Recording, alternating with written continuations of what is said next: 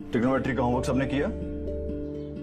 करण, सिर्फ होमवर्क देना काफी नहीं होता सर, सिर्फ क्वेश्चन 7 नहीं हुआ। चलो दिखाओ, मिलके सॉल्व करते हैं। उसे चेक करके हर कॉन्सेप्ट क्लियर करना ही होता है सही तरीका सिखाने का, क्योंकि जो मेहनत पढ़ाने में लगती है वही रिजल्ट्स में दिखती है। बायजूस क्लासेस, ट्यूशन सही तो रिजल्ट सही। Attend a free class now. So आपने कमर्शियल देखा, ये कमर्शियल था बायजूस का और इसके जो ब्रांड एम्बेसडर हैं वो मिस्टर शाहरुख खान।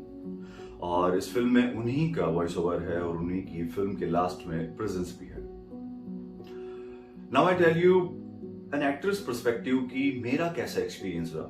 मैं कुछ आपको इंसाइट भी दूंगा जो अगर आप एस्पायरिंग एक्टर हैं और ऑलरेडी एक्ट कर रहे हैं तो हो सकता है वो इंसाइट्स आपके लिए यूजफुल हो। जब आप सेट पे जाएं तो मेंटली आप कुछ चीजों के लिए प्रिपेयर्ड रहें और अपना काम थोड़ा सा बेहतरी से कर पाएं। तो I just want to share my experience with you. So first of all मैं सेट पे गया, आई हैड माय ब्रेकफास्ट और उसके बाद कॉस्ट्यूम और मेकअप हुआ। उसके बाद डायरेक्टर ने मुझे ब्रीफिंग के लिए बुलाया। स्क्रिप्ट मैं पढ़ चुका था, मैंने ऑडिशन के समय ही पढ़ ली थी स्क्रिप्ट की, बेसिक मैं समझ गया था। तो भी उन्होंने मुझे पूरे फिल्म का कॉन्सेप्ट समझाया, फिल्म के थ्रू एग्जैक्टली वो क्या कहना चाहते हैं ये समझाया। और जो एक टीचर की पर्सनैलिटी है, what I am playing in this film, वो किस तरह का वो टीचर सोचते हैं, क्या क्या कैरेक्टरिस्टिक्स उसमें होनी चाहिए, क्या क्या फिल्म में उसकी पर्सनैलिटी के थ्रू प्रोजेक्ट होना चाहिए, वो उन्होंने मुझे बताया। इसी कंसेप्ट पे प्रीवियसली उन्होंने 2-3 फिल्म्स बना रखी थी, वो फिल्म्स उन्होंने मुझे दिखाई। तो उसमें जो टीचर्स थे एज ए रेफरेंस पॉइंट उन्होंने बताया कि these kind of teachers we are looking for. So that was it. और उन्होंने एक और चीज कही थी मुझसे, उन्होंने मुझे ये कहा था कि इसमें दिग्विजय कुछ अननेचुरल मूवमेंट्स होंगे। अननेचुरल मूवमेंट्स का मतलब ये हुआ कि सिंपली जो करते हुए नेचुरल ना निकले बॉडी से, मगर वो फिल्म की डिमांड है, डायरेक्टर आपसे चाहते हैं, तो you have to do it. It can be hand gesture, it can be synchronization of जो आपकी लाइन्स है और हैंड मूवमेंट्स है उनका synchronization. So these are the moments. So as an actor, it's your duty to you have to do that because वो film की requirement है, director चाहता है आपसे। So I was clear।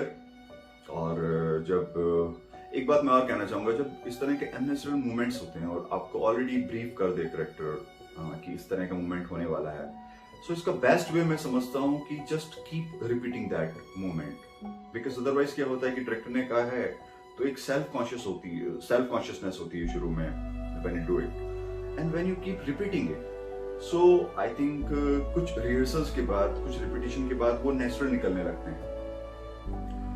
सो उसके बाद मैं सेट पे गया और सेट पे उन्होंने फर्स्ट जो शॉट था उसके पहले काफी एडजस्टमेंट हुए, क्योंकि मेरी चेयर थी उसके नीचे कुशन लगाया कैमरे की हाइट से मैच करने के लिए और डिफरेंट एंगल से शॉट थे, तो आपको बॉडी में काफी एडजस्टमेंट होते हैं। So you have to be comfortable with that. ये काफी अननेचुरल लगता है बिकॉज हर शॉट के बाद कभी शॉट यहाँ से है, कभी शॉट वहां से है।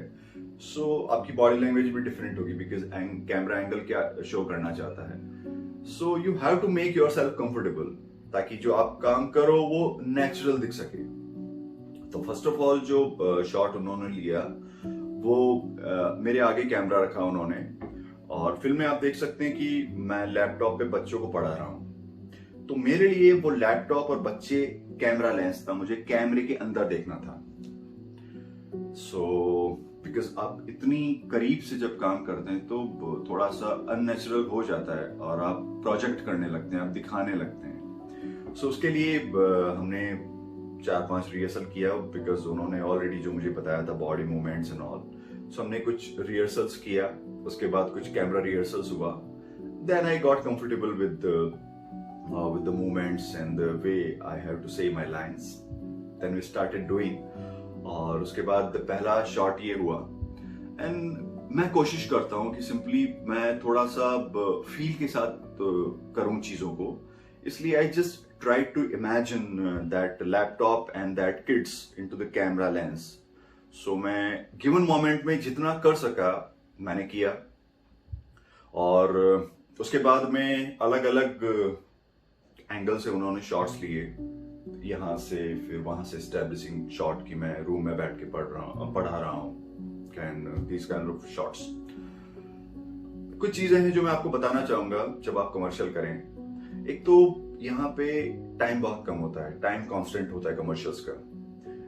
जैसे ये कमर्शियल था, ये 20 सेकंड्स का था, इसमें 50 सेकंड्स मेरा फुटेज था और 5 सेकंड्स प्रोडक्ट विंडो था, जिसमें शाहरुख खान आके अपने प्रोडक्ट के बारे में बताते हैं। सो विद इन 15 सेकंड्स उनको वो चीज कहनी है जो वो कहना चाहते हैं। सो यहाँ पे एज एन एक्टर आपकी रिस्पॉन्सिबिलिटी होती है कि you have to be very economical with time and very precise, जो आपको कम समय में आप थ्रू एक्सप्रेशन प्रिसाइजली कह दें जो डायरेक्टर आपसे चाहता है। सो जितने कम एक्सप्रेशन में, कम टाइम में आप अपनी बात खूबसूरती से कह सकते हैं, दिस इज वेरी गुड। और इसमें लाइंस कभी आपकी ज्यादा भी होती है, बट वहां पे टाइम कांस्टेंट होता है, then you have to be quick, जैसा आपको डायरेक्टर बोले। पर इसमें एक और चीज होती है कमर्शियल्स में शूट करते हुए, डिजिटल कमर्शियल्स में भी, कि एक डायरेक्टर होता है जो आपको इंस्ट्रक्शन दे रहा है, वो आपसे चाहता है। उसके अलावा एक एजेंसी और क्लाइंट होते हैं।